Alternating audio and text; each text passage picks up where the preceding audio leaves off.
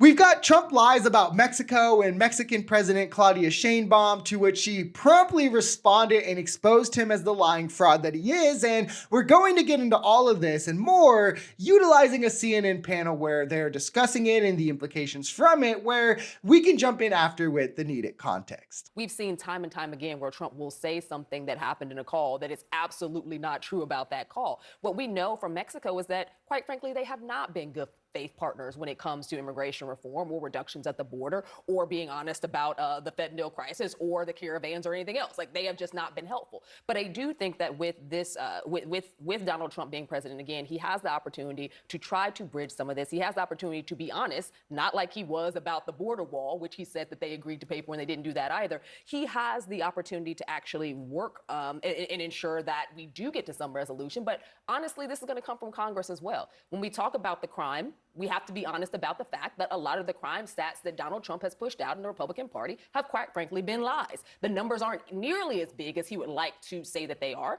And when we talk about the fentanyl crisis, we have to be honest that a lot of Americans are driving the fentanyl crisis, not people across I think the the thing border. that This is, of course, after Trump posted on Truth Social that he spoke with Sheinbaum and she agreed to close Mexico's border and all this great stuff, essentially signaling that he solved the immigration crisis and all of this because, you know, there's not really a crisis. So then when he comes in, he'll have done nothing but can then say he solved the crisis, right? That's literally the plan.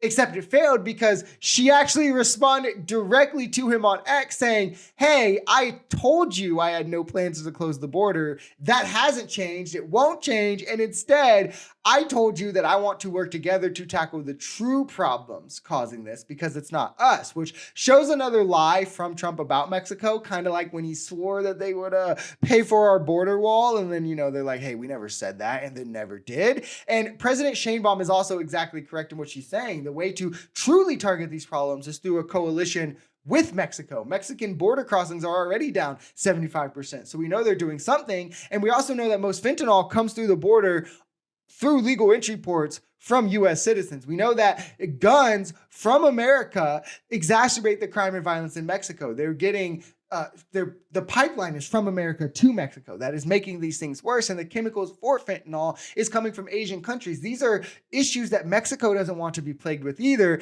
and is being thrusted upon them from other countries. We could work as a coalition to prevent and stem the flow of these things, but Trump and Republicans would rather posture for political points and racism rather than ever actually try and solve the issue. All of these leaders negotiate through media to some degree. So we should separate the public statements from what's probably going on behind the scenes.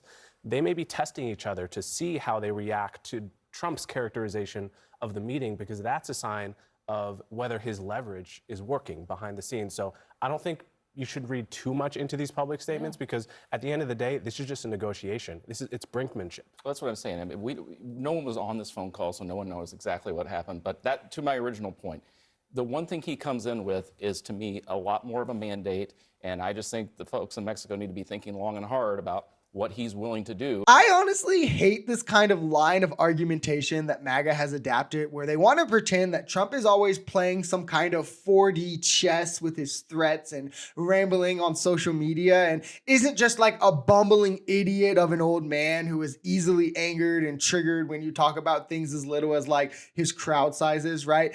Because we've seen him as a negotiator, honestly, and he has none of the skills that they try to attribute to him. He couldn't get Mexico to pay for the wall. He couldn't even get a Republican House and Senate to pass an immigration bill.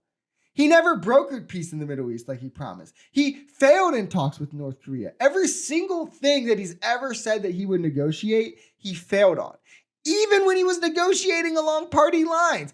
Even all the things he said he would get in his tax cuts, he didn't get in his tax cuts along party lines. But we're now supposed to believe that at 80 years old, he's only threatening tariffs as some Uno reverse card negotiation tactic to get Mexico to work with him. He's just threatening all these different things to get them to negotiate, rather than him literally just not knowing any other way than trying to strong arm and bully his way through every conversation. President Sheinbaum, in her response, ran circles around the incoming 47th president of the United States, talking about the agreements that Mexico has already made and the reduction that we've seen of border crossings and the things they're already doing.